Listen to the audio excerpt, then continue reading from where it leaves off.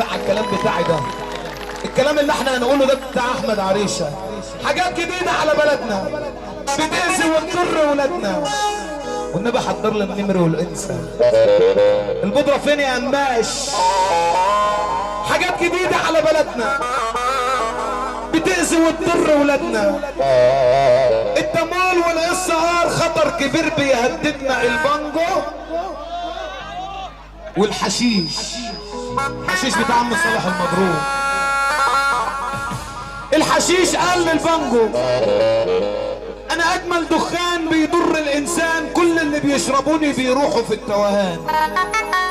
روح اسمع للآن. البانجو قال للحشيش انا حتى لوني اخضر زي لون السريس، مشهور عند الكيف ولا تمثال رمسيس، اما انت بيستقردوك وبيعملوك دبابيس. عارف بسرعه ابراهيم يا جبر.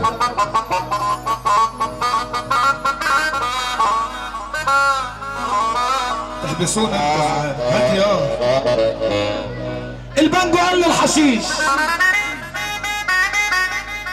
انا حتى لوني اخضر زي لون السريس، مشهور عند الكيف ولا تمثال رمسيس، اما انت بيستقردوك وبيعملوك دبابيس. الحشيش قال للبانجو انا ربع قرش مني بتمن ورقه منك، دليل يا معلم بانجو على اني احلى منك. البانجو قال للحشيش انا بدخل الدماغ وبظبط النافوخ، واللي عاجبه الكلام بتاعي ده هو اللي هيعمل كده.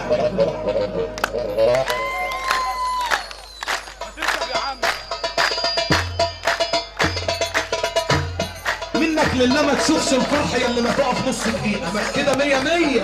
ما تشوفش الفرح، ما تشوفش الفرح ابدا، وترفع ايدك للدنيا فوق ونضربهم في بعض. يلا